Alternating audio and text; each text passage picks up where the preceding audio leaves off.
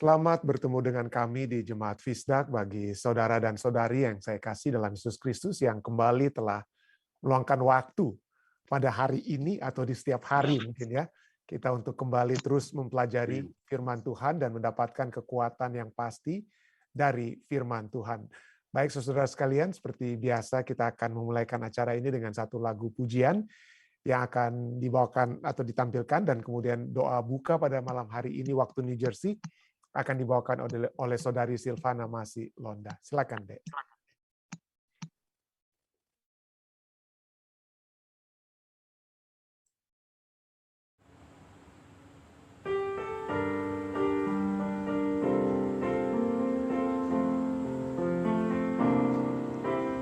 Bila kau rasa gelisah di hatimu, bila kelam kabut tak menentu hidupmu, masih ada seorang penolong bagimu. Ia tak pernah jauh darimu. Bila cobaan menggodai hatimu, bila sengsara menimpa keadaanmu, Ingat Yesus takkan pernah jauh darimu. Yesus selalu pedulikan kamu. Berseru memanggil namanya, berdoa Dia akan segera menghampiri dirimu. Percaya Dia tak jauh darimu. Dia hanya sejauh doa.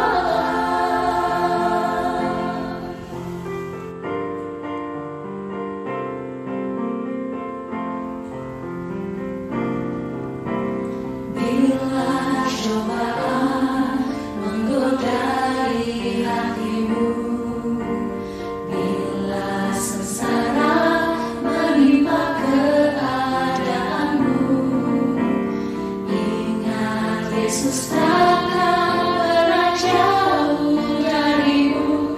Yesus selalu pedulikan kamu. Berseru memanggil namanya, berdoa Dia akan segera menghampiri dirimu. Percaya Dia tak jauh darimu. Dia hanya sejauh doa.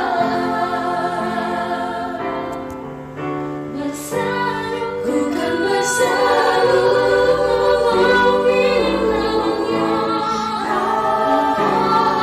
Dia akan segera menghampiri dirimu. Ku kan percaya Dia tak jauh darimu. Dia hanya sejauh doa.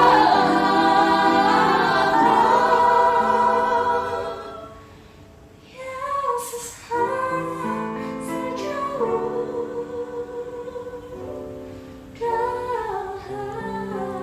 sejauh doa.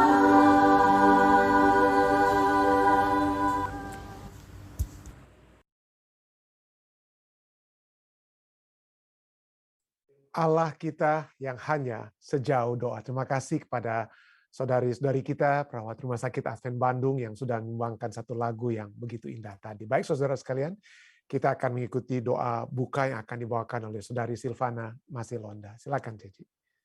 baiklah kita sama-sama berdoa.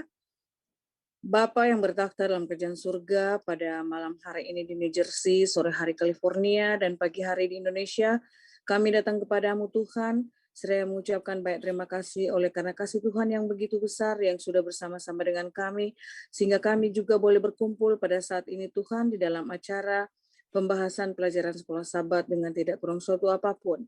Bapa di dalam surga, biarlah Engkau hadir bersama-sama dengan kami pada saat ini Tuhan, manakala kami akan mendengarkan pekabaran firman Tuhan lewat pelajaran sekolah Sabat yang akan dibawakan oleh Pendeta Stephen Rantung. Biarlah Tuhan akan kosongkan hati dan pikiran kami, sehingga apa yang kami dapatkan pada malam hari ini Tuhan, pada pagi hari ini Tuhan, dapat memberikan kekuatan bagi kami semua Tuhan, sehingga kami boleh lebih setia lagi untuk datang kepadamu. Dan biarlah pengetahuan kebenaran surga dapat menjadi bagian kami semua, baik kami yang ada di Zoom maupun yang ada di live streaming. Bapa di dalam surga, biarlah Engkau akan menyertai Pendeta Stephen Rantung yang akan membawakan pembahasan pelajaran sekolah Sabat. Biarlah apa yang dia boleh bawakan sebentar itu bukan dengan kepinterannya, tetapi berdasarkan dengan firman Tuhan. Dan apa yang dia katakan Tuhan, semuanya itu Tuhan boleh menjadi dalam penuntun di dalam kehidupan kami, sehingga kami lebih dekat lagi datang kepadamu. Bapa di dalam surga, beserta alat-alat yang digunakan pada malam hari ini, dijauhkan dari segala halangan dan rintangan, agar tidak dapat mengganggu akan acara kami pada malam hari ini. Beserta juga dengan Dedek Tuhan, yang pada saat ini juga yang mengelola akan alat-alat dalam Zooming maupun dalam live streaming. Biarlah Tuhan juga akan menyertai dia Tuhan, dan berikan selalu kesehatan dan kekuatan yang asal daripadamu Tuhan. Bapa di dalam surga, kami serahkan semuanya ini hanya ke dalam tangan-Mu saja. Ampunkan dosa kami yang begitu banyak Bapa. Di dalam nama Yesus kami sudah berdoa dan mengucap syukur. Amin. Amin. Baik, terima kasih Saudari Silvana Masih yang sudah membawakan doa buka. Dan mari saudara-saudara sekalian, seperti biasa saya akan membagikan pelajaran kita ya yang pada malam hari ini, Selasa ini, berjudul Hari Ini Jika Kamu Mendengar Suaranya. Hari ini, karena masih apa? Masih tersedia suatu hari perhentian, hari ke-7 bagi umat Allah, dan jika pekabaran ini dapat membawa kita untuk lebih memiliki satu hubungan yang lebih kuat dengan Tuhan, maka dikatakan, pelajaran kita akan katakan, jangan tunda. Jangan pikir, nanti besok, mungkin minggu depan, bulan depan. Tapi jika kita ingin memutuskan untuk mengikuti Tuhan ataupun percaya kepadanya, hari ini, jika kita mendengarkan suaranya. Today, ya, if you hear His voice. Ya, mari kita langsung saja ke pelajaran kita. Firman pelajaran sahabat kita katakan, bacalah Ibrani 4 ayat 4-8. Apa arti memasuki perhentian hari ini sehubungan dengan memelihara hari Sabat? Nah, kalau Anda melihat pelajaran kita saat ini, mungkin bagi Anda yang memiliki buku panduan atau buku sekolah Sabat bahasa Indonesia, mungkin Anda lihat ada kata-kata yang berbeda, ayat-ayat yang berbeda, tapi mungkin yang diberikan kepada IPH mungkin adalah mungkin draft yang pertama ya. Ini adalah draft yang terakhir yang berdasarkan pelajaran sekolah Sabat yang terakhir ya yang kita miliki, dan inilah ada sedikit perubahan, tidak banyak, hanya kata-kata yang ada ditambahkan dan ayat yang mungkin ada sedikit dirubah sedikit ya. Tapi pelajaran kita katakan apa? Bacalah Ibrani 4 ayat 4-8, bukan ayat 6-12, tapi yang di bahasa Indonesia ya. Tapi Ibrani 4 ayat 4-8, apa arti memasuki perhentian hari ini sehubungan dengan memelihara hari Sabat? Nah, Ibrani 4 ayat 4-8 katakan, sebab tentang hari ke-7 pernah dikatakan di dalam suatu nas, dan Allah berhenti pada hari ke-7 dari segala pekerjaannya. Dan dalam nas itu kita baca, mereka takkan masuk ke tempat perhentianku. Jadi sudah jelas bahwa ada sejumlah orang akan masuk ke tempat perhentian itu, sedangkan mereka yang kepadanya lebih dahulu diberitakan kabar kesukaan itu tidak masuk karena ketidaktaatan mereka. Kita lihat bagaimana ini adalah lanjutan dari pelajaran kita kemarin ya, bahwa adanya ketidaktaatan umat manusia menyebabkan ada orang-orang yang sesungguhnya sudah menerima kabar kesukaan, tetapi karena mereka tidak menurut, mereka tidak menerima perhentian tersebut, ke tempat perhentian tersebut, ke satu keberadaan antara Allah dan umatnya, itulah tempat perhentian itu. Jadi ada yang tidak masuk karena ketidaktaatan mereka, ada yang kita sudah bahas, ketidaktaatan artinya murtad, meninggalkan keyakinan mereka, meninggalkan kepercayaan mereka. Dan ini amaran Rasul Paulus kepada orang-orang ya, yang orang-orang yang dia tujukan dalam kitab Ibrani. Kamu sudah menerima kebenaran, jangan sampai murtad ya. Jadi jangan sampai kalian sudah menerima kabar kesukaan, tapi kalian tidak masuk karena ketidaktaatan kalian. Ayat 7. Sebab itu Allah ia menetapkan pula suatu hari, yaitu hari ini, bukan besok. Hari ini. Hari ini ketika ia setelah sekian lama berfirman dengan perantaraan Daud, seperti dikatakan di atas, itu adalah perkataan apa yang dikatakan oleh, dituliskan juga dalam kitab Mazmur ya, Daud ya, Mazmur Daud. Yaitu apa, diulangi di sini, pada hari ini jika kamu mendengarkan suaranya, janganlah keraskan hatimu. Saya menekankan kata apa ya? Jika, if ya. Karena keselamatan itu bukan sekali selamat, sekali kita menerima Yesus akan selamanya selamat, tidak ya. Ada saatnya kita menerima Yesus lalu kita tinggalkan Yesus, maka kita tidak bisa selamat seperti yang kita sudah baca di ayat-ayat ini ya. Jadi jika kamu mendengarkan suaranya, janganlah keraskan hatimu. Ayat 8. Sebab andai kata Yosua telah membawa mereka masuk ke tempat perhentian, pasti Allah tidak akan berkata-kata kemudian tentang suatu hari apa? Suatu hari lain, tapi harus diulang-ulangi ya. Harus diulang-ulangi supaya mereka tetap apa? Tertanam untuk terus percaya. Jangan sampai murtad ya. Nah, ketidakpercayaan generasi gurun ya, orang-orang di gurun menyebabkan mereka tidak dapat masuk ke tempat ya yang telah dijanjikan Tuhan, mencegah mereka masuk ke perhentian yang dijanjikan Tuhan. Tetapi Tuhan terus mendesak umatnya untuk memasuki perhentian ini dan tidak mengeraskan hati mereka, minimal untuk generasi mudanya ya. Dan Paulus mengulangi beberapa kali bahwa janji Allah itu tetap. Bahwa janji Allah itu tetap, Ibrani 4 ayat 1, ayat 6 dan 9. Dan dia, Rasul Paulus, menggunakan kata kerja Yunani, kata leipo dan apoleipo yang menekankan bahwa, seperti dalam Ibrani 4 ayat 1, bahwa janji akan masuk ke dalam perhentiannya itu masih berlaku.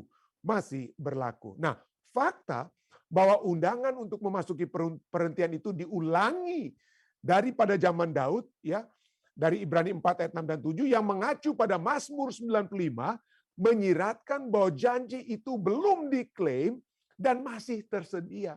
Untuk masuk perhentian itu bukan hanya untuk orang Israel. Untuk masuk ke tempat satu perhentian itu bukan hanya untuk orang Israel, tetapi masih terus ditawarkan hingga kepada kita saat ini. Masih tersedia. Sesungguhnya Paulus menyatakan bahwa perhentian Sabat yang benar itu telah tersedia sejak zaman apa? Penciptaan. Jadi itu bukan hanya Sabat yang benar itu, the true Sabat itu bukan hanya untuk orang Yahudi. Bukan hanya untuk orang Yahudi, karena itu telah diberikan kepada Adam dan Hawa. Dan semua umat manusia itu ujung-ujungnya itu dari mana ya? Dari Adam dan Hawa. Ibrani 4 ayat 3 dan juga ayatnya yang keempat. Jadi Tuhan mengundang kita hari ini untuk masuk ke dalam perhentiannya. Hari ini adalah satu konsep penting di dalam Alkitab. Misalnya, ketika Musa memperbarui perjanjian dengan Israel dengan Tuhan di perbatasan tanah perjanjian, dia menekankan pentingnya hari ini. Ya, Tuhan berbicara hari ini. Padahal itu sudah dinyatakan sebelum apa? Sebelum pada saat mereka baru keluar dari Mesir, Tuhan sudah katakan. Tapi kembali, pada saat hendak diberitahukan kembali, maka penekanan kembali apa? Hari ini. Ini masih relevan untuk saat ini. Jadi ketika Musa memperbarui perjanjian dengan Israel, perjanjian Israel dengan Tuhan di perbatasan tanah perjanjian, dia kembali menekankan pentingnya hari ini. Ulangan 5 ayat 3 bandingkan dengan ulangan 4 ayat 8, ulangan 6 dan 6 ya. Jadi hari ini adalah satu saat, satu momen refleksi untuk menyadari kesetiaan Allah. Allah yang sangat apa? Allah yang sangat setia, ulangan 11 ayat 2 dan sampai dengan 7. Dan hari ini adalah waktu untuk kita memutuskan setia kepada Tuhan seperti itu dimintakan kepada orang-orang Israel. Tuhan itu setia. Dan ini adalah satu tema yang utama ya. Satu tema, kesetiaan Tuhan. Kesetiaan Tuhan. Dan kesetiaan yang harus kita tunjukkan kalau kita percaya terus kepadanya ya. Kesetiaan kita. Jadi Tuhan, salah satu tanda kesetiaan Tuhan itu juga kalau kita dapat lihat dari segi teologisnya adalah hari Sabat. Aku telah apa? Aku telah menciptakan langit dan bumi, aku telah berhenti, aku telah kuduskan, aku telah sucikan, dan aku ingin ada umat-umat suci, umat-umat kudus. Allah yang berhenti, Allah yang menguduskan, dan Allah yang menyucikan memberikan jaminan kepada umat yang akan Dia berkati umat yang akan Dia kuduskan pada hari apa? Pada hari yang Dia telah tetapkan untuk bertemu antara Allah kita tersebut dengan umatnya ya. Jadi itulah Dia memanggil waktu untuk merefleksikan kesetiaan Allah, waktu untuk memutuskan kesetiaan kita kepada Tuhan. Ulangan 5 ayat 1 sampai 3. Dalam hal yang sama, Yosua memanggil umat Allah di zamannya untuk pilihlah pada hari ini. Pilihlah pada hari ini kepada siapa kamu akan beribadah. Yosua 24 ayat 15. Dengan cara yang sama, hari ini adalah waktu pengambilan keputusan bagi saudara dan saya, bagi kita. Waktu kesempatan yang telah diberikan. Sekaligus ada bahaya seperti yang selalu terjadi bagi umat Allah. Apa bahayanya ya? Yaitu kita yang menolak. Itulah bahayanya ya. Allah memberikan kesempatan, Allah memperdengarkan suaranya kepada kita, dan sekarang respons kita itu apa terhadap Allah yang memberikan kesempatan dan telah memperdengarkan keinginannya bagi kita? Apa respons kita pada hari ini? Ya. Hari ini muncul 5 kali dalam kitab 5 kali dalam Ibrani 3 dan Ibrani Fatsalnya yang keempat, 5 kali muncul. Hari ini itu menekankan pentingnya mendengarkan suara Tuhan sekarang, bukan nanti. Kenapa? Karena kita tidak tahu besok saya masih hidup atau tidak. Bukan saya takut-takuti, tapi itulah poinnya ya. Kita tidak tahu. Ada orang yang sedang tertidur, tiba-tiba dia tidak bangun-bangun lagi. Ya. Jadi dengan kata lain, inilah pentingnya untuk mendengarkan suara Tuhan dan mengambil keputusan sekarang. Saat kita masih mendengar, saat kita masih bisa memilih untuk mendengar atau menolak ya. Karena gagal untuk mendengarkan dan percaya firman Tuhan menyebabkan ketidaktaatan dan pengerasan hati kita. Dan itu bahkan bisa menunda masuknya kita ke Kanaan surgawi. Sama seperti hal itu telah mencegah satu generasi di padang gurun untuk memasuki tanah Kanaan duniawi. Mereka gagal. Ya, hanya yang di bawah 17 tahun yang bisa masuk bersama-sama dengan Yosua dan Kaleb. Yang lainnya mati di padang gurun. Tetapi Yesus telah mengalahkan musuh-musuh kita. Ibrani 2 ayat 14-16. Dan Dia telah meresmikan suatu perjanjian baru. Ibrani 8 sampai dengan 10 berbicara tentang perjanjian baru tersebut ya. Dan dengan demikian kita masih dapat, saudara dan saya, kita masih dapat dengan penuh keberanian menghampiri takhta kasih karunia Allah. Ibrani 4 ayatnya 16 ya. Itu berbicara dari Ibrani 4 ayat 14 sampai 16 ya. Seruan hari ini mengundang kita untuk mengakui bahwa Tuhan telah setia. Tuhan telah setia kepada kita sampai saat ini. Selama-lamanya Tuhan itu setia. Tuhan telah setia kepada kita dan telah memberi kepada kita semua setiap alasan untuk segera menerima undangannya tanpa penundaan. Ini satu kata yang akan kita lihat ya. Kata menunda-menunda ini ya. Penundaan. Nah inilah sebabnya pertanyaan akhir dari pelajaran sekolah sahabat kita ini katakan apa? Keputusan rohani apa yang harus Anda buat hari ini. Yaitu satu keputusan yang tidak ditunda untuk lain waktu. Bukan untuk besok. Nantilah besok Neta ya. Saya akan menerima Yesus Kristus. Oh, Alkitab tidak bilang besok kamu akan terima. Oh tidak. Alkitab selalu berbicara hari ini. Tidak ditunda. Tidak ditunda untuk lain waktu. Apa? Pertanyaan berikutnya. Apa? Pengalaman masa lalu Anda ketika Anda menunda melakukan apa yang Anda tahu Tuhan ingin Anda segera lakukan. Pada saat kita berbicara tentang menunda, penundaan, apalagi pertanyaan seperti ini berbicara tentang apa? Masa lalu, sesuatu yang seharusnya apa ya? Anda lakukan. Ya. Apa kira-kira kata menunda, penundaan itu biasanya itu berhubungan dengan satu kata apa kira-kira ya? Kata penundaan. Kalau saya mau melihat, apalagi dihubungkan dengan apa yang saya tidak buat di waktu lalu, apa yang saya tunda, akhirnya lewat kesempatan tersebut, maka yang muncul adalah kata penyesalan. Penundaan akan menuntun kita kepada satu kata apa ya? Satu penyesalan. Dan kalau kita melihat banyak orang yang katakan seperti Randy Pauls, dia katakan apa? Dia katakan it is not the things we do in life that we regret. Yang kita sesali di dalam kehidupan kita bukanlah sesuatu hal-hal yang kita tidak lakukan. Kita tidak menyesal. Mungkin ada hal-hal yang salah kita lakukan yang kita menyesal, tetapi yang terutama penyesalan utama yang membuat kita saudara dan saya menyesal di dalam kehidupan ini bukan sesuatu yang kita telah lakukan, Tetapi yang paling parah itu justru adalah tindakan yang kita tidak lakukan. Dan pada saat Anda berada menjelang kematian, dikatakannya, pada saat kita mati, maka yang kita pikirkan itu bukan hal-hal yang kita tidak lakukan, yang kita telah lakukan pada saat kita menjelang kematian, tetapi hal-hal yang tidak kita lakukan. Yang tidak kita lakukan. Dan pernyataan dari Randy Pauls ini betul-betul terbukti ya. Saya sudah pernah membahas juga ya. Satu buku yang sangat-sangat menarik yang ditulis oleh seorang perawat dalam bidang palliative nurses. Palliative nurses adalah perawat-perawat yang tujuan akhir daripada tujuan utama pekerjaan palliative nurses ini adalah untuk merawat orang-orang yang sudah hampir mati, orang-orang yang penderita kanker, penderita apa-apa yang tinggal kembang kempis atau hampir kembang kempis ya istilahnya ya. Dan dia mencoba untuk menjaga mereka.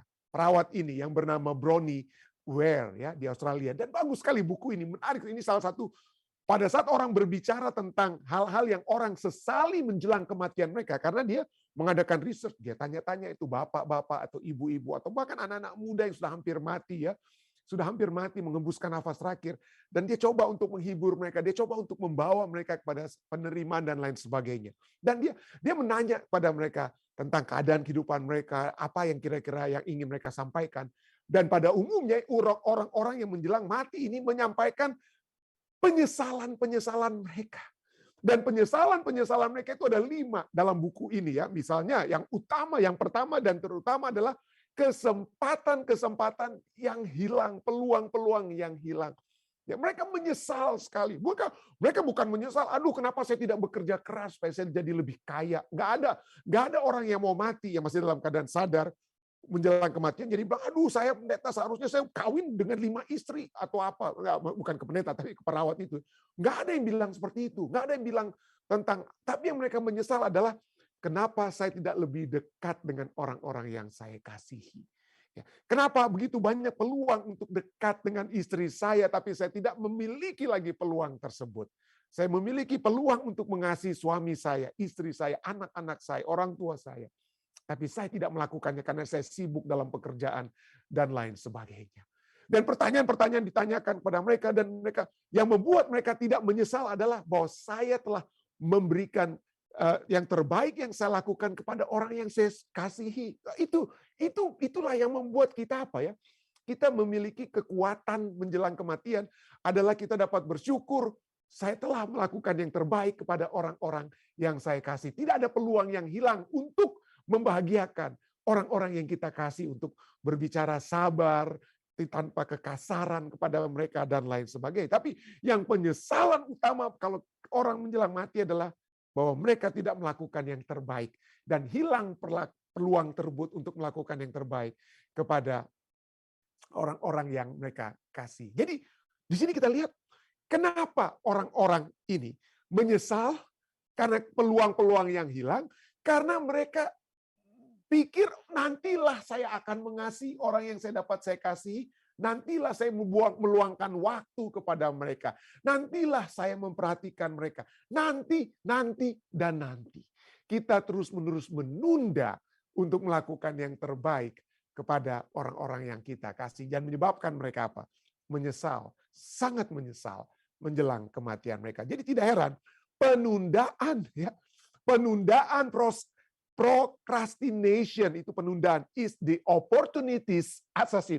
Pembunuh daripada setiap peluang adalah kita tunda. Nantilah saya dekat dengan Tuhan kalau saya sudah menjelang 50-an, 60-an, atau saya pensiun baru saya mau dekat dengan Tuhan. Menjelang saya matilah baru saya dekat dengan Tuhan. Wah, hati-hati.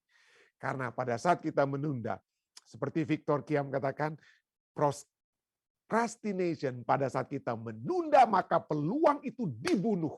Peluang kita dibunuh pada saat kita pada saat kita menunda. Nah, procrastinate, bahasa Indonesianya menunda, menurut Merriam-Webster adalah satu tindakan yang kita lakukan dengan sengaja atau kebiasaan yang sudah menjadi kebiasaan untuk melakukan sesuatu yang harusnya kita lakukan sekarang, tapi kita tunda untuk nantinya.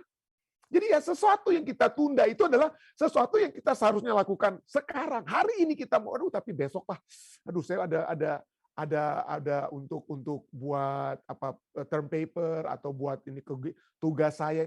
Besok lah, santai dulu lah sekarang ya, nonton TV dulu atau apa ya. Dan ini sangat apa ya, menunda ini adalah satu hal yang sangat parah, bisa dapat menjadi satu hal yang parah, dan kita semua, tidak ada seorang pun dari antara kita itu yang katakan, oh pendeta saya tidak pernah tidak menunda, saya selalu tepat waktu. Oh, mungkin kita akan berdosa kalau kita bilang seperti itu ya. Ada satu buku yang terutama di dalam ahli-ahli riset di dunia saat ini, ada satu buku yang terutama yang paling menjadi apa, buku panduan untuk membahas tentang tunda-menunda, adalah buku yang ditulis oleh Joseph Ferrari. Joseph Ferrari adalah seorang profesor psikologi dari DePaul University di Chicago, dan ini bukunya Still Procrastinating, masih menunda, masih menunda, dan ini bukunya di subtitlenya apa? The No Regrets Guide. The No Regrets Guide, satu penuntun untuk tidak menjadi apa? Tidak menjadi regret atau menyesal. Penuntun untuk tidak menyesal, untuk melaksanakan yang harusnya dapat kita apa? Laksanakan. Dan hasil penyelidikan daripada Joseph Ferrari, Dr. Joseph Ferrari, dia katakan 20% orang di Amerika itu memiliki yang disebut dengan istilahnya chronic procrastinators. Sangat kronik. Kenapa? Karena menunda itu sudah menjadi lifestyle mereka. Sudah menjadi sesuatu hal yang menjadi bagian kehidupan mereka. Ada tugas yang harus diselesaikan di kantor, besok aja. Tugas-tugas yang harus term paper ataupun makalah yang harus dibuat, besok-besok aja lah. Atau khotbah untuk pendeta mungkin saya. Khotbah ini, nanti aja lah hari Jumat lah saya. Nanti hari Jumat aja lah, nanti baru mau bikin khotbahnya. Itu ya. Coba-coba untuk apa? Procrastinating namanya, menunda ya. Dan jumlah yang menjadikan ini menjadi lifestyle mereka itu lebih banyak jumlahnya daripada orang-orang yang ada depresi di Amerika. Lebih banyak, 20% ini lebih banyak daripada orang yang kecanduan minuman keras atau orang-orang yang seringkali stres dalam kehidupan mereka. Jadi lebih banyak orang-orang yang menunda daripada orang-orang yang minum minuman kecanduan alkohol, dengan kata lain. Nah, ini yang kemudian dia katakan bahwa everybody procrastinate. Jadi banyak orang, setiap orang itu seringkali menunda. Tetapi tidak setiap orang itu menjadikan penundaan itu sebagai lifestyle mereka. Pola hidup mereka. Menjadi apa? Menjadi kebiasaan mereka.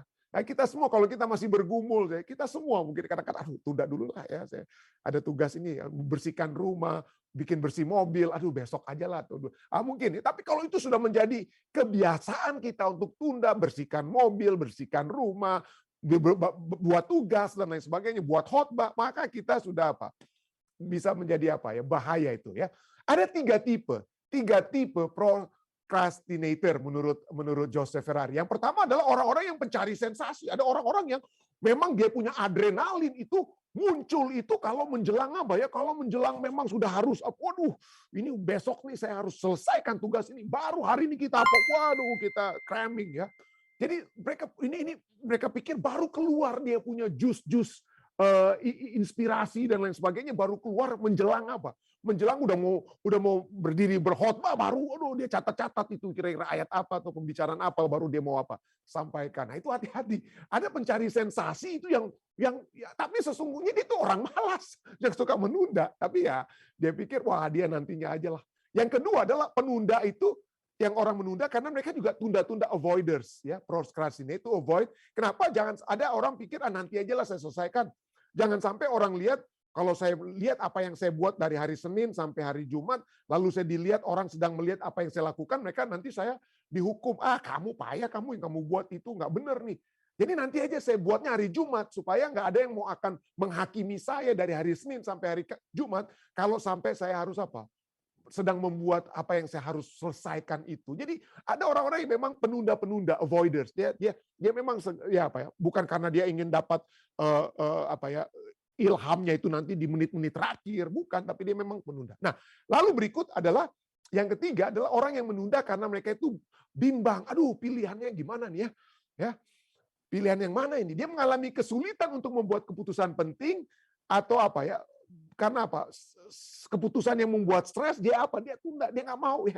Dan seringkali karena dia pikir yang mana. Jadi dia nggak ada kepastian, nggak ada keputusan yang dia dapat ambil. Tapi akibatnya tetap saja dia menjadi procrastinator, dapat menjadi orang yang yang suka menunda. Dan ini menunda ini dapat memiliki impact, pengaruh-pengaruh yang cukup serius dalam setiap aspek kehidupan kita, bahkan mental health kita misalnya. Hubungan kita dengan suami, dengan istri, dan anak-anak.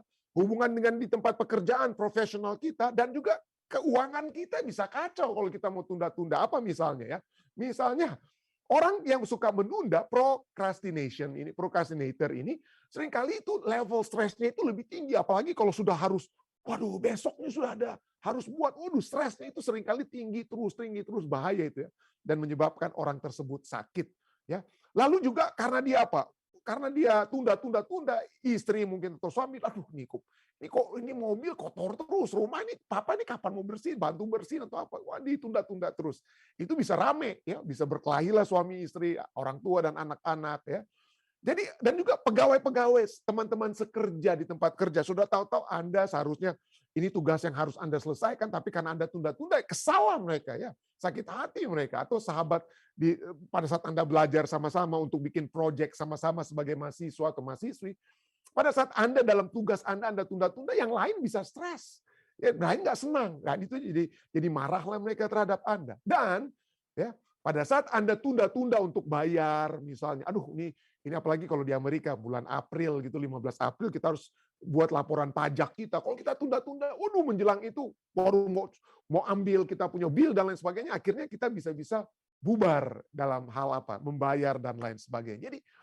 Jadi penundaan ini efeknya itu begitu hebat ya, secara mental, fisikal, sosial dan lain sebagainya. Dan ada yang katakan ya, pada saat kita menunda-nunda, para penunda itu procrastinator, penundaan itu seperti kredit card. Apa itu kredit card ya? Kartu kredit yang kita pakai itu kayaknya gampangnya mau beli kiri kanan, gesek-gesek aja kan, atau sekarang di tap gitu, tok apa aja kita mau, kayaknya nggak ada berhentinya ini kredit card kita gunakan untuk beli ini, beli itu. Pusingnya itu nanti belakangan kapan? Waktu kita harus bayar daripada apa? Yang kredit yang kita ambil tersebut. Jadi procrastination is like a credit card. It's a lot of fun. Seakan-akan enak aja kita pakai until you get the bill. Pada saat tagihan hutang itu datang, pusinglah kita. Dan itulah keadaan orang yang suka menunda. Ya, mula-mulanya santai-santai aja dia, main-main killing cup, tapi begitu harus membayar hutang tersebut dia kalang kabut. Ya, kalang kabut. Gampang menunda, tapi ujung-ujungnya dia akan apa? Kalang kabut dan hilanglah kesempatan itu. Nah, jadi apa kira-kira yang dapat kita lakukan untuk supaya ini sebelum kita ke arah rohani nanti ya.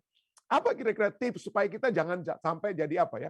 Jangan suka menunda-menunda, jangan jadi penunda ya. Yang pertama adalah buat daftar tugas untuk membantu Anda tetap pada jalurnya ya. Buat daftar tugas ya, supaya kita tetap berada dalam jalur kita. Jadi pada saat apa tugas saya? Saya hari ini, saya perlu sekali selain saya harus mempersiapkan bahan pelajaran, hari ini saya perlu untuk mobil karena udah 1-2 hari habis hujan snow banyak dia punya garamnya. Saya harus cuci mobil juga. Jadi saya harus tetapkan, jam 10 saya cuci mobil, habis itu saya begini, habis itu saya telepon orang kiri kanan, tugas pekerjaan gereja. Jam 4 sore saya harus sudah mulai duduk untuk susun pelajaran. Jadi harus ada to-do list ya. Mungkin nggak harus kita catat, tapi dalam pikiran kita. Lalu berikutnya adalah take baby step. Jadi poin kedua, ambil langkah-langkah kecil. Jadi tugas-tugas saya itu adalah misalnya saya pagi-pagi ya, take baby step, langkah kecil saya supaya saya nanti bagian kelima nanti kita lihat ada reward pada saat kita menyelesaikan tugas kita. Seperti yang saya pernah khotbahkan. Kenapa ada seorang admiral, seorang jenderal yang Amerika Serikat, dia selalu tugaskan kepada para prajuritnya, hal yang pertama pada saat kamu bangun di setiap pagi, supaya kamu dapat memiliki hari yang sukses, apa yang kita lakukan? Bereskan tempat tidur kita. Bereskan tempat tidur kita. Jadi itulah yang saya lakukan. Setiap pagi saya bereskan tempat tidur ya. Bereskan tempat tidur. Kenapa? Karena kita dapat melihat, ini satu tugas yang selesai, dan ini memberi semangat kepada saya untuk melakukan tugas-tugas lainnya. Ya. Take baby step. Dan mungkin bukan hanya soal atur tempat tidur, mungkin bereskan rumah. Jangan kita langsung lihat rumahnya ini berantakan. Kita mulai dari apa? Mungkin kita mulai dari ruangan tamu kita, apa yang berantakan di ruangan tamu. Kita bersihkan ruangan tamu, ruangan makan, dapur. Jadi kita pelan-pelan. Kita pelan-pelan. Kenapa? Kalau kita bisa menyelesaikan satu section, satu bidang, maka kita akan lebih semangat untuk menyelesaikan bidang-bidang lainnya. Jadi take baby step. Mulai apa ya? Ambil langkah kecil. Jadi jangan langsung ambil, waduh rumah harus besar. Pas kita lihat rumah kita berantakan, langsung kita stres. Udah besok aja lah. Nah, kita tunda, kacau itu kan. Kacau. Jadi take baby step. Mana yang mau kita beres-bereskan lebih dahulu. Lalu yang ketiga, recognize the warning sign. Kenali tanda-tanda peringatannya. Ya, kenalilah. Tadi jadi ada apa itu? Misalnya kita lagi melihat rumah yang berantakan, nggak bisa diatur. Bagaimana caranya mau atur ini misalnya? Nah, aduh, lemes kita. Aduh, besok aja. Pada saat kita mulai berpikir besok sajalah, jangan langsung setan, jangan bicara seperti itu. Buat sekarang. Jadi kita harus lawan pikiran tersebut yang mengatakan besok saja baru kita mau atur. Ya, besok saja baru kita mau atur. Nah, saya cuma ambil contoh tentang bersihkan rumah. Anda bisa aplikasikan dengan hal-hal lainnya yang dapat Anda lakukan. Lalu berikutnya yang keempat adalah eliminate distraction. Jadi pada saat kita memiliki satu tujuan, ya, pada saat saya mau menyusun bahan, jangan langsung ini lagi mau susun bahan untuk malam ini, tapi ini Facebook nih kenapa ada notification atau apa? Saya nggak mau lagi notification Facebook, saya nggak mau lagi buka-buka Facebook kalau saya sudah tahu ini jam saya untuk apa? Persiapkan bahan saya. Jadi saya eliminate distraction. Jadi kita lakukan apa? Menghilangkan gangguan. Ya.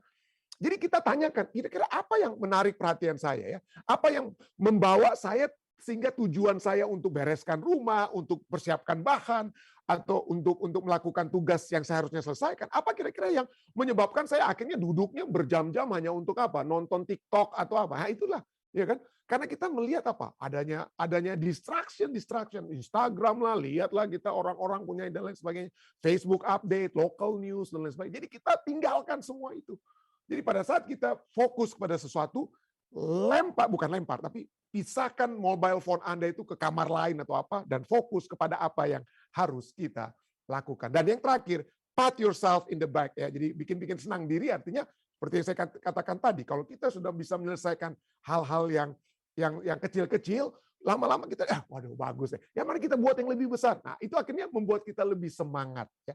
Pada saat kita bisa menyelesaikan satu demi satu, maka kita bisa menjadi semangat. Nah, ini dari segi praktikal ya kita lihat. Jadi kita pada saat kita melihat segala sesuatu ini, kita bisa melihat bahwa penundaan itu dapat kita atasi. Kenapa? Kita tidak dilahirkan sebagai penunda. Tidak. Kita belajar untuk menjadi penunda.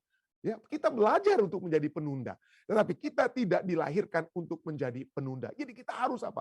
Kita harus memiliki satu keyakinan, berdoa, Tuhan, jangan jadikan saya procrastinate. Bantu saya Tuhan, ya. Kenapa? Karena kita harus percaya bahwa nothing is worse, tidak ada hal yang lebih buruk daripada melewatkan peluang yang bisa mengubah hidup Anda. Nothing is worse than missing an opportunity that could have changed your life. Ya. Dan Tuhan memberikan peluang-peluang kepada kita dari segi rohaninya. Supaya bukan hanya dalam arti beres-bereskan rumah atau melakukan tugas pekerjaan kita, tetapi pekerjaan keselamatan yang Tuhan sudah mulaikan. Ya, Tuhan sudah ingin supaya kita apa ya? Tuhan ingin supaya kita menyelesaikan sesuatu yang Tuhan sudah mulaikan dan kita sudah terima keselamatan tersebut. Dan mari kita akhiri secara konsisten berjalan bersama dengan Tuhan untuk mencapai garis akhir. Supaya kita jangan apa? Menyesal seperti mungkin. Makanya Tuhan sudah memberitahukan tentang keadaan orang-orang di zaman Nuh, ya. Orang-orang di zaman Nuh pada saat mereka menyesal tidak dapat masuk ke dalam bahtera Nuh. Padahal Nuh sudah apa? Berbusa-busa dengan bahasa manusianya menyatakan untuk mereka bertobat dan masuk ke dalam bahtera. Tapi itulah manusia apa? Nanti aja lah, mana ada buktinya hujan dan lain sebagainya. Jadi kalau kita tidak mau menyesal ya pada akhirnya, maka jangan kita apa? Jangan kita menunda. Jangan kita menunda. Dan tidak ada kata terlambat. Kalau kita mau memilih pada hari ini, tidak ada kata apa? Terlambat. Tidak ada kata bahwa Anda itu sudah tidak ada peluang lagi. Peluang sampai saat ini masih Tuhan berikan. Peluang itu Rasul Paulus sendiri akui ya kepada Timotius. Dia berkata dalam 1 Timotius 1 ayat 15 sampai 16. Dia katakan, Kristus Yesus datang ke dunia untuk menyelamatkan orang berdosa. Dan di antara mereka, akulah yang paling berdosa. Rasul Paulus akui. Dialah yang membunuh Stefanus. Dialah yang mengejar dan membunuh umat-umat Kristen mula-mula. Dialah yang kejar-kejar mereka. Aku yang paling berdosa. Aku. Tetapi justru karena itu, aku dikasihani. Tidak ada kata terlambat bagi aku, Rasul Paulus katakan ya. Justru karena itu aku dikasihani, agar dalam diriku ini sebagai orang yang paling berdosa. Dia katakan, sebagai orang yang paling berdosa. Yesus Kristus menunjukkan seluruh kesabarannya. Kesempatan Yesus Kristus apa? Seluruh kesabarannya. Ini bicara tentang komplit. Segala sisi kesabaran Yesus itu diberikan agar supaya Rasul Paulus, saudara dan saya, memiliki kesempatan untuk apa? Untuk selamat. Ya, Yesus Kristus menunjukkan seluruh kesabarannya. Dengan demikian aku menjadi contoh bagi mereka yang kemudian percaya kepadanya dan mendapat hidup yang kekal. Contoh apa? Saudara-saudara, mungkin Anda itu waktu lalu menunda-nunda untuk mengikuti Yesus. Nantilah mungkin kalau Anda sudah tua. Atau mungkin Anda menunda-nunda karena Anda pikir, aduh pendeta saya, kecanduan saya itu begitu hebat. Dosa saya itu begitu besar. Gak mungkin. Tidak. Rasul Paulus katakan, aku yang paling berdosa. Ya, percaya kepada Tuhan kita. Percaya maka kita akan dapat hidup yang kekal. Aku yang tadinya tidak lagi memiliki pengharapan untuk boleh dikatakan hopeless case. Tapi Tuhan memberikan seluruh kesabarannya, segala sisi telah Dia berikan supaya aku dapat memiliki hidup yang kekal. Dan inilah tujuan Tuhan kita ya. 2 Petrus 3:9 katakan Tuhan tidak lalai menepati janjinya. Dia sudah berjanji Dia akan memiliki kesetiaan buat kita semua. Dia bahkan menyatakan bahwa Dia rela untuk mati. Tuhan ya, pada saat Dia ingat, pada saat kita bahas waktu tentang kejadian Fatsal 15, Tuhan yang berjalan di antara potongan daging. Ya Tuhan katakan, kalau aku tidak menepati janji setiaku kepadamu, aku rela jadi seperti potongan binatang ini. Ya, Dia tidak lalai. Tuhan tidak lalai menepati janjinya, sekalipun ada orang yang menganggapnya sebagai kelalaian, tetapi Ia sabar. Inilah kesabaran Tuhan. Ia sabar terhadap kamu karena Ia menghendaki supaya jangan ada yang binasa, melainkan supaya semua orang berbalik dan apa? Dan bertobat. Peluang itu masih apa ya? Terbuka. Peluang sudah dibuka dan masih terbuka. Kenapa saya harus katakan peluang sudah dibuka dan masih terbuka? Kenapa? Karena ada saat-saatnya di mana kita semua telah mengambil peluang untuk hidup kekal tersebut. Tetapi di dalam perjalanan kehidupan kita, seperti orang-orang Ibrani ini, yang ditulis oleh Rasul Paulus, dalam perjalanan kehidupan mereka menghadapi penganiayaan, menghadapi masalah hidup, mengalami kekecewaan hidup, mereka jadi kendor, jadi luntur iman mereka. Pada saat mereka sakit, dianiaya, jadi mereka tidak lagi apa? Tidak lagi setia. Mereka tidak lagi setia. Itulah sebabnya ya. Di sini kita lihat bagaimana Tuhan menyatakan apa? Tuhan menunjukkan seluruh kesabarannya. Ia sabar sekali ya. Coba kita lihat kenapa? Seperti pelajaran kita katakan ya. Demikianlah kita lihat bahwa mereka tidak dapat masuk oleh karena ketidakpercayaan mereka. Ini menunjukkan apa? Orang-orang yang tidak taat, orang-orang yang tidak setia. Kita sudah lihat, mereka sudah masuk ke dalam kebenaran, mereka sudah menerima kebenaran, Ibrani 3:19. Tapi apa yang terjadi? Mereka tidak dapat masuk ke perhentian. Kenapa? Karena mereka tidak konsisten di dalam apa?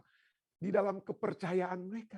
Mereka masuk kepada satu kepercayaan, tapi mereka kemudian beralih dari kepercayaan tersebut menjadi tidak percaya. Ini jadi satu warning, satu peringatan ya. Tetapi kesempatan masih diberikan ya. Itulah sebabnya dikatakan apa? Ibrani 4:7 katakan, pada hari ini jika kamu mendengar suaranya, janganlah apa? Janganlah keraskan hatimu. Nah, saya tekankan kata jika ini kenapa? Karena ini seperti bahasa Inggrisnya if ya. Ini adalah conditional.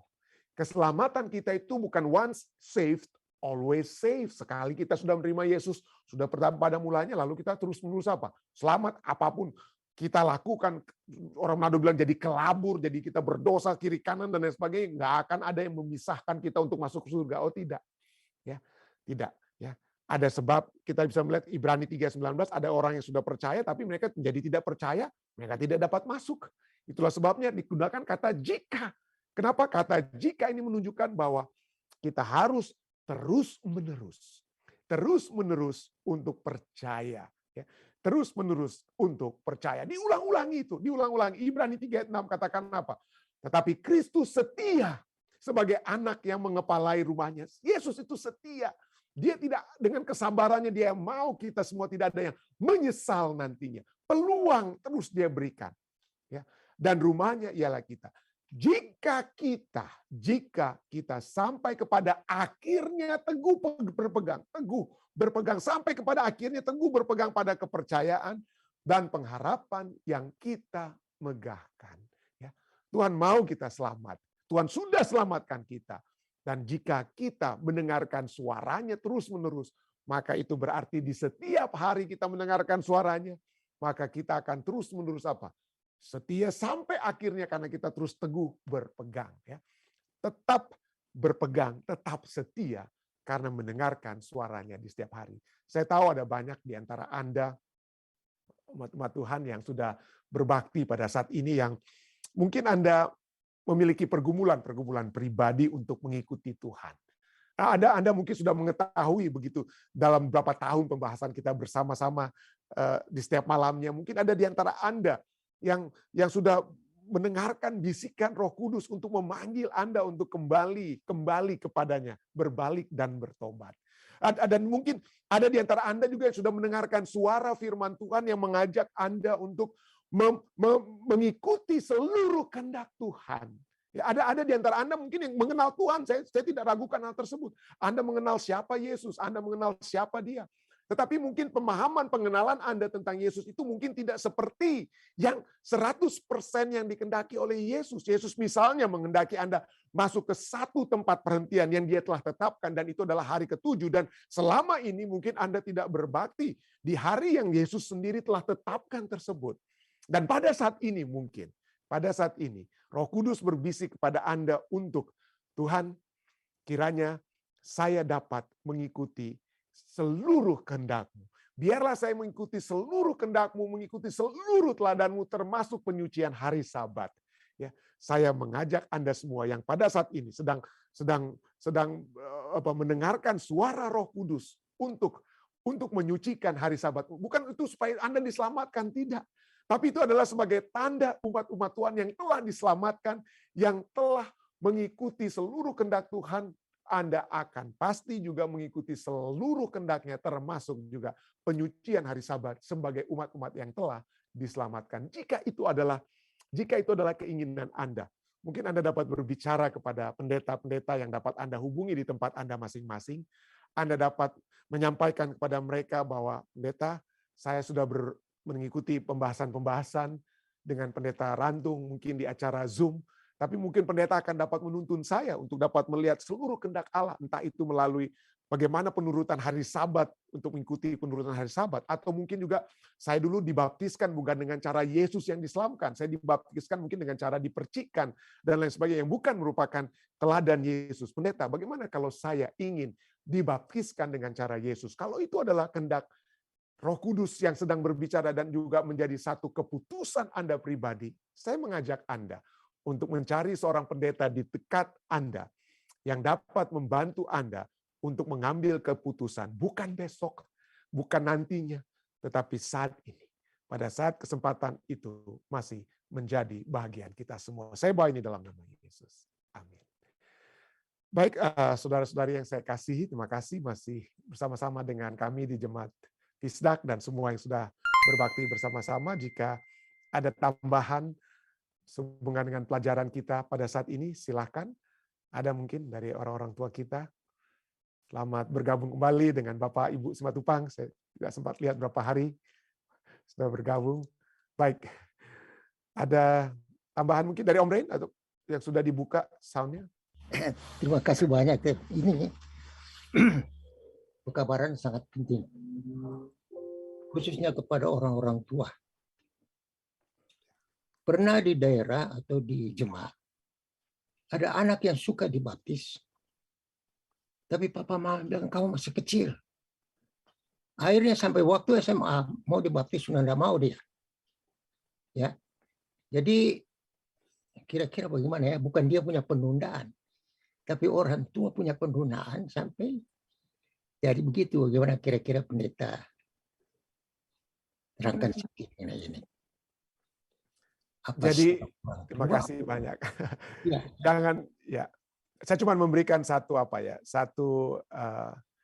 satu kesaksian, bukan kesaksian, mungkin Anda sudah sering mendengar ya, pada hari bulan November yang lalu saya diminta untuk datang ke Colorado, khususnya oleh saudara Charles Dien ya, untuk berbicara di acara retreat mereka.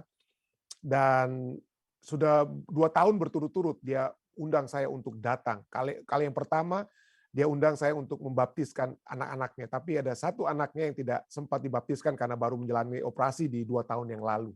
Nama anak tersebut adalah Timothy Dian. Jadi 2 tahun yang lalu yang dibaptis hanyalah kakaknya yang dibaptis. Jadi saya membaptis kakaknya 2 tahun yang lalu, dan pada tahun lalu ya, tahun 2021 bulan November, saya dipanggil kembali di Colorado untuk kembali karena saya yang telah menuntun anak-anak ini, katanya saudara Charles. Saya katakan mungkin ada pendeta-pendeta di Colorado, tapi dikatakan kan anak-anak ini pendeta yang ajar waktu masih di New Jersey, makanya satu kehormatan kalau pendeta dapat membaptis mereka. Oke, saya katakan.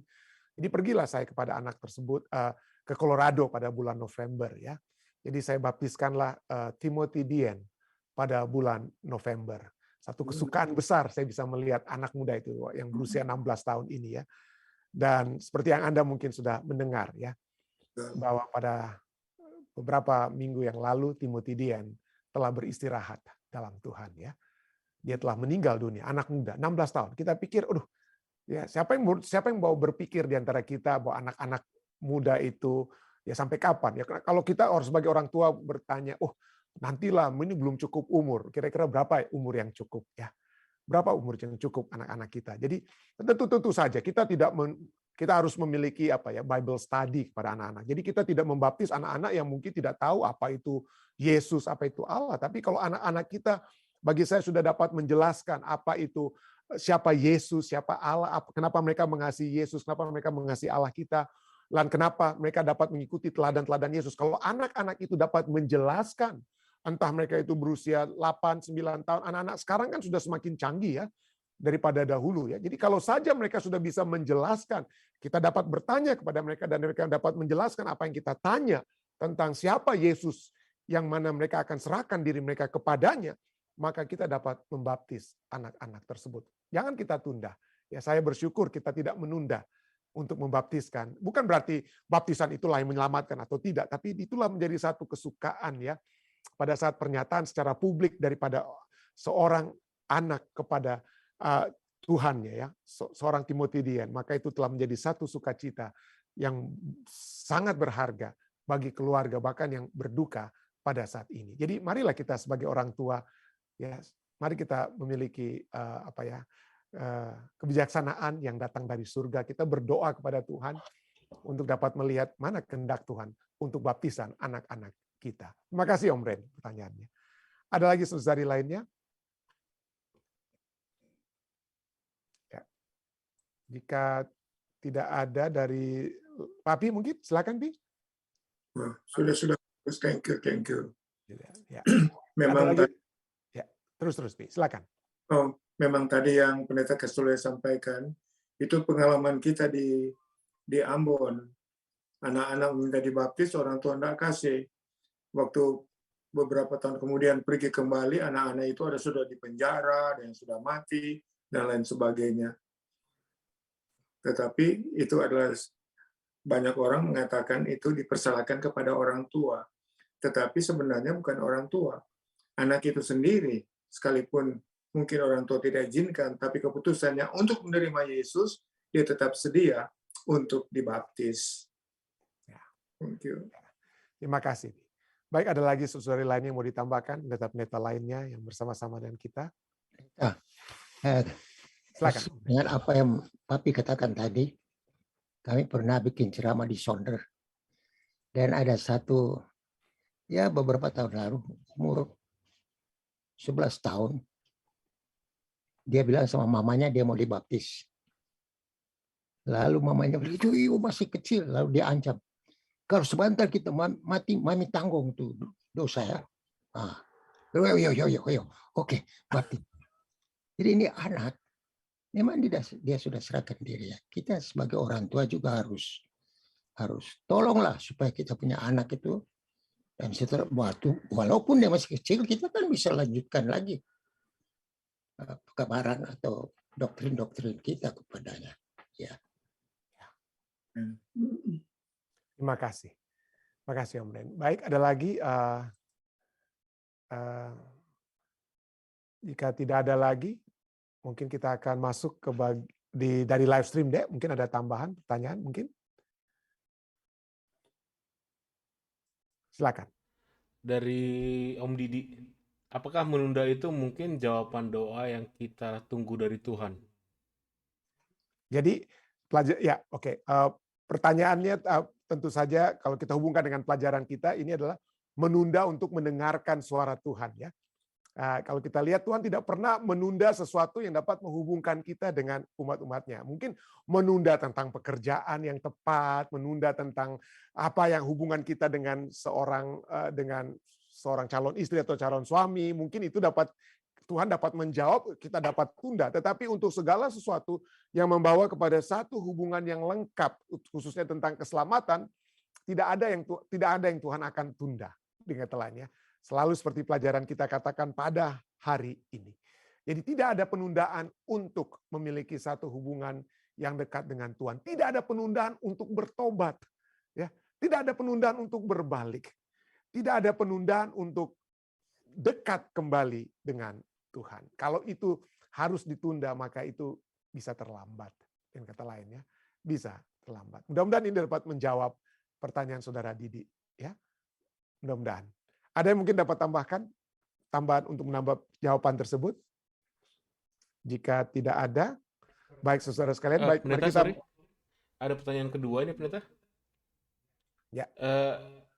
Ada teman saya yang bertanya, bagaimana kalau pernah dibaptis di agama lain, apa perlu dibaptis di Advent lagi? Jadi poinnya adalah dalam kita harus mengikuti teladan Yesus ya. Bagaimana cara Yesus dibaptiskan. Kita lihat bagaimana kata baptiso itu artinya dia diselamkan, dan bagaimana gereja mula-mula sekalipun itu ya. Semua baptisan-baptisan itu dilakukan dengan cara apa? Diselamkan. Lalu kemudian kita tahu sejarah gereja, bentuk-bentuk praktikal dipercik, lalu mulai dengan kepada bayi dan lain sebagainya. Dan itu tidak alkitabiah. Tetapi yang alkitabiah adalah dengan cara yang diselamkan. Jadi pertanyaannya, apakah dalam gereja lain itu dibaptiskan dengan cara Yesus? Dengan cara apa? Penerimanya kepada Yesus itu dengan cara apa? Diselamkan. Kalau jawabannya bukan, mungkin kita harus apa? Dibaptiskan dengan cara diselamkan. Dan ada kasus-kasus tertentu orang dari gereja lain yang mungkin juga dengan seperti gereja baptis, mereka menyelam dengan cara juga apa ya? Diselamkan. Kalau itu adalah satu hal yang dilakukan sebelumnya, maka gereja melalui peraturan jemaat cukup jelas menyatakan bahwa itu dapat dimiliki opsi keduanya adalah dengan pengakuan iman ya.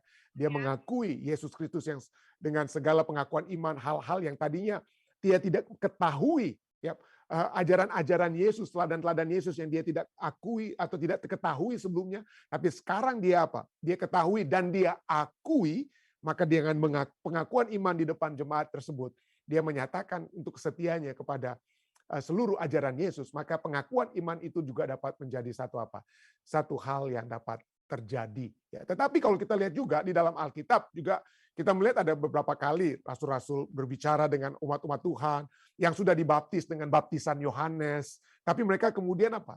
Mereka melihat ada baptisan lainnya yang dapat, dan mereka juga dapat turun kembali ke dalam apa ya? Ke dalam air jika ada kasus-kasus yang tertentu yang dapat kita lihat. Jadi inilah sebabnya. Jadi bagi saya pribadi, betul kita tidak boleh main-main dengan baptisan ya. Betul kita tidak boleh main-main, tapi sebenarnya yang lebih utama yang harus kita pertanyakan atau kita perhatikan adalah baptisan hati kita juga itu ya. Itu yang lebih penting. Adakah kita dibasuh hati yang berdosa tersebut? Yaitu yang baptisan luar itu hanya satu manifestasi luar dari keadaan kita.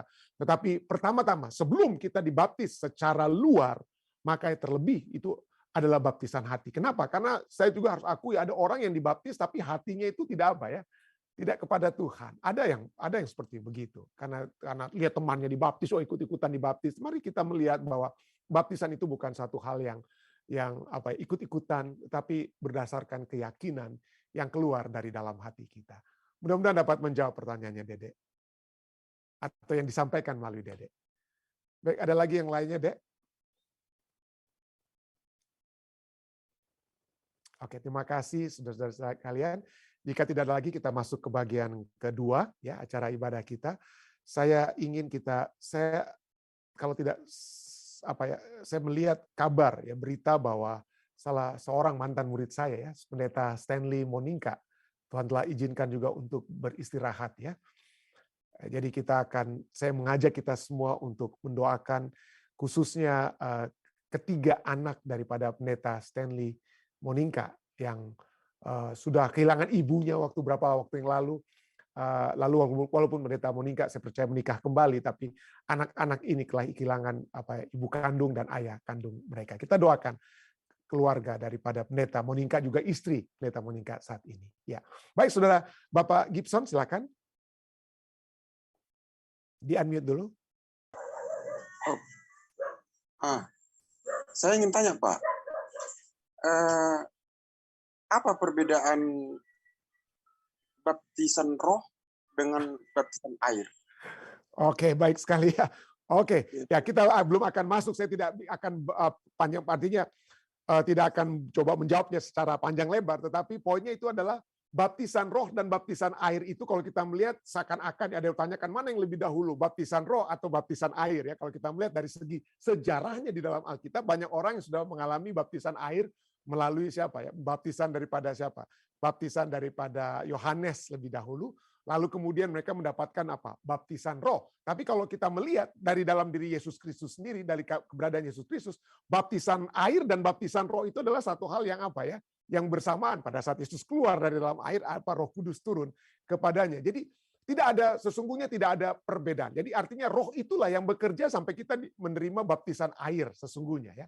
Sampai kita menerima baptisan air. Jadi baptisan roh dan baptisan air adalah memiliki satu tujuan yang sama, yaitu manusia yang menyadari Roh Kudus. Apa tujuan Roh Kudus itu? Tujuan Roh Kudus kalau kita lihat dari Alkitab adalah mengajak kita untuk mengenali dosa-dosa kita, menyadarkan kita akan dosa-dosa kita, dan membawa kita kepada seluruh kebenaran.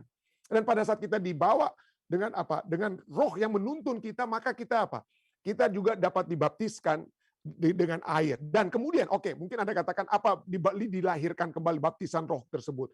Yang bersamaan, baptisan roh juga selain Roh Kudus itu fungsinya menuntun kita untuk menyadari dosa-dosa kita, menuntun kita untuk dapat menerima kebenaran, tetapi baptisan roh juga itu adalah baptisan untuk melengkapi kita dengan tugas-tugas yang Roh Kudus ingin kita lakukan di dalam kehidupan kita. Jadi itulah sebabnya ya. Dari segi sejarahnya ada orang-orang di zaman Perjanjian Baru, mereka sudah menerima baptisan air, tapi mereka belum mendengar tentang Yesus. Mereka cuma dengar tentang Yohanes Pembaptis. Mereka belum mendengar. Lalu kemudian Yesus katakan rasul-rasul katakan, marilah kami membaptiskan kamu sekarang dengan baptisan Yesus atau baptisan roh dengan kata lain ya. Dan disitulah mereka mendapatkan juga baptisan roh. Tetapi poinnya untuk kita saat ini ya, kita sudah mengetahui semuanya. Kita sudah berdasarkan firman Tuhan, Perjanjian Baru, kita sudah melihat bagaimana dari segi sejarahnya tentang baptisan air, baptisan roh. Dan pada saat kita saat ini, maka saya percaya pada saat kita dibaptiskan dengan baptisan air, pada saat itu juga baptisan roh itu menjadi bagian kita. Untuk apa? Supaya kita diperlengkapi untuk dapat disahkan untuk menjalankan misi-misi yang Tuhan ingin untuk kita lakukan dengan karunia-karunia roh yang Tuhan dapat berikan, yang telah berikan kepada masing-masing kita. Jadi itulah baptisan roh, baptisan air. Kenapa itu dipisahkan istilahnya? Oleh sebab apa yang terjadi di Perjanjian Baru. Oleh sebab baptisan Yohanes Pembaptis, dan kemudian Roh Kudus yang kemudian turun kemudian. Tapi kita sudah melihat kedua-duanya, dan itulah sebabnya saya katakan, untuk kita zaman ini, sekarang ini, baptisan roh dan baptisan air adalah satu hal yang dapat berjalan bersama-sama. Mudah-mudahan dapat menjawab pertanyaan Bapak Gibson. Ya, silakan. Terima kasih. Baik, jika tidak ada lagi, ya saya terima kasih kepada Saudari Puji juga yang telah menulis chat bahwa Ibu Heni ya tidak bersama-sama dengan kita dalam keadaan sakit. Kita juga terus berdoa bagi beliau. Ada sempat ke rumah sakit hari ini ya, supaya lebih sembuh nantinya. Baik, terima kasih Saudari Puji. Ada yang mau disampaikan lagi, Saudari Puji? Sudah cukup ya. Nanti ya silakan kalau ada yang mau disampaikan.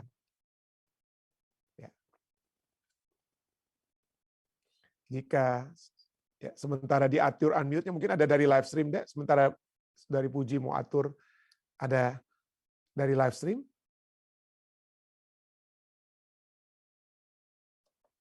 Silakan. Ada dari mana dulu nih, Pendeta? Ini Tante Olga sudah angkat tangan.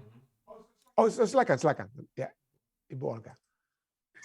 Ya, ada permintaan dari Tante Alce Wulur supaya mendoakan Billy Wulur yang saat ini sedang dirawat di rumah sakit di Telling. Oh, oke.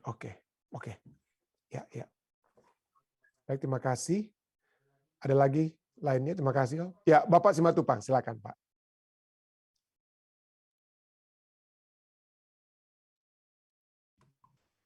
Ya, silakan. Pertama kami ucapkan terima kasih atas doa-doanya.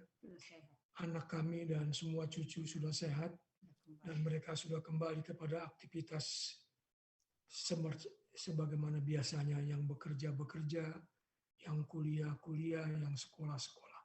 Terima kasih atas doanya. Cuma juga partisipan, baru saya baca di WA, ada serombongan pengerja mengendarai mobil dari Jakarta menuju ke Sumatera, tabrakan di daerah Jambi katanya. Lalu bendahara Sumatera Utara mati di tempat. Lalu pendeta Olsen Ruturambi, saya kurang kenal dia, sekarang lagi sekarat dibawa ke rumah sakit Jambi. Baru saja saya terima WA dari Indonesia yang katakan demikian. Ada beberapa penumpang di mobil itu yang pengerja juga, katanya luka-luka berat juga. Ya. Terima kasih, Bapak Simatupang. Kita akan terus doakan. Ya. Baik, ada lagi saudari lainnya? Jika tidak, ya Ibu Shana, bagaimana? Ya, silakan. Saya coba call Jane, tidak bisa masuk teleponnya Ibu Shana ya. Ibu Shana bisa masuk teleponnya? Terima kasih kesempatannya. Terus terang kita sudah 2 malam ini nggak bisa tidur, Pak Pendeta. Tapi ada temannya Jane yang serumah dengan Jane, si Panda. Dia coba minta tolong temannya, coba call di sana, di rumah sakit. Memang Jane belum bisa belum bisa pegang HP mungkin. Karena dia juga barang-barangnya ketinggalan waktu dia mau dialisis itu, terus pindah ke emergency. Jadi dia cuma tadi pagi kita, jadi malam tadi ya di Amerika, mereka sudah bisa hubungi Jane. Rupanya dia enggak bisa, dia sesek itu karena banyak air di paru-paru. Paru-parunya sudah banyak cairan katanya. Cuma katanya dokter kalau dia sudah agak, ya pokoknya masih nginap lah dia, masih dirawat. Dan saya minta tolong doakan ya supaya ya Tuhan bisa campur tangan ya untuk kesehatannya. Dan yang kedua, Pak Pendeta tolong doakan saya nanti jam 12 malam di Amerika mau booster supaya bisa ya nggak kurang apa-apalah. Ya. Terima kasih Pak Pendeta. Ya, makasih. Doa-doanya. Terima kasih. Ya, ada lagi yang lainnya? Jika tidak ada, dari live stream, Dek, silakan. Dari live stream, jadi saya menerima berita yang sama seperti yang Om Simatupang bilang, yang meninggal itu katanya namanya keluarga Simanjuntak yang baru terpilih menjadi bendahara di Sumatera. Wow. Keluarga Simanjuntak. Jadi tolong didoakan, itu ada permintaan doa dari Ibu Mutiara Silaban.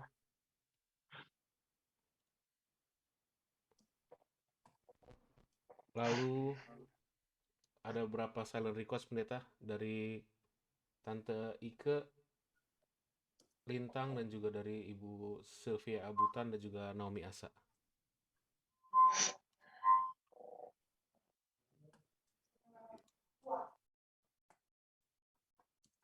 Oke. Terima kasih. Jika tidak ada lagi, mari kita bersatu di dalam doa. Kami datang kepadamu Tuhan. Kami ingin pertama-tama bersyukur atas kesempatan yang indah kembali pada hari ini, pada saat ini, mendengarkan firman-Mu.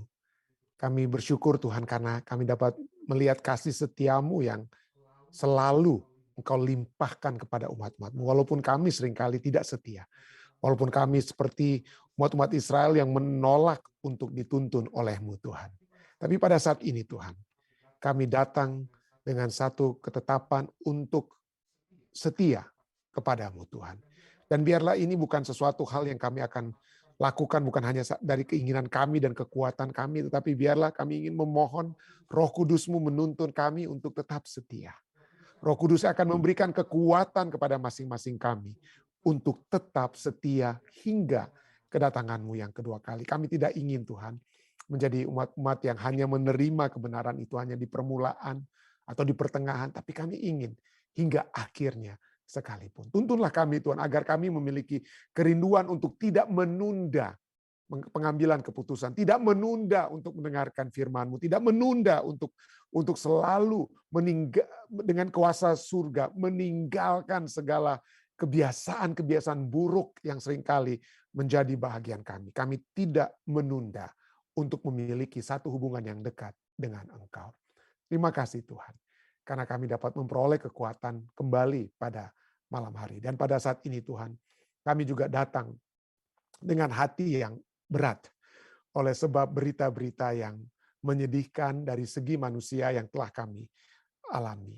Engkau hamba percaya Engkau sudah juga mengetahui bagaimana keterpisahan dengan anggota keluarga itu dapat menjadi satu hal yang menyakitkan. Engkau sendiri Yesus Kristus bahkan menangis melihat bagaimana dosa telah memisahkan seorang adik dengan kakak-kakak mereka saat Yesus menangis melihat Lazarus yang mati. Kami ingin Tuhan bermohon kiranya Engkaulah yang memberikan penghiburan. Biarlah Engkau memberikan penghiburan yang pasti kepada keluarga-keluarga yang berduka, kepada keluarga anak-anak daripada pendeta Stanley Moninga Tuhan, yang Tuhan telah izinkan untuk beristirahat. Kiranya Tuhan memberikan kekuatan yang pasti dari surga kepada mereka. Hal yang sama terus menjadi bagian dari saudara Charles D. dan Yeli, karena Timothy yang Tuhan juga sudah izinkan untuk beristirahat sementara. Biarlah pengharapan-pengharapan untuk bertemu kembali dengan anak yang mereka kasih ini dapat menjadi satu hal yang membangkitkan terus semangat kehidupan kerohanian mereka.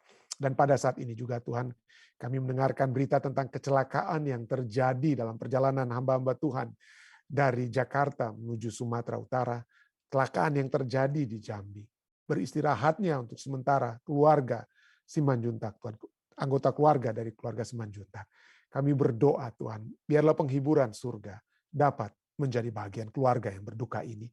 Kami juga terus berdoa bagi anggota keluarga dari pendeta juga Olsen Runturambi yang saat ini dalam keadaan parah, sekarat Tuhan. Kami berdoa kiranya Tuhan akan memberikan kekuatan kepada pendeta ini. Walaupun dalam keadaan yang parah saat ini, jika Tuhan berkehendak, tentunya tidak ada yang menghalangi dia untuk mendapatkan kesembuhan dari surga. Kami serahkan dia Tuhan dalam tangan kasih-Mu. Biarlah Tuhan dapat mendengarkan permohonan kami, jika Engkau berkehendak tentunya dia dapat terus digunakan bagi pekerjaan-Mu. Tentunya itu dapat menjadi bahagiannya.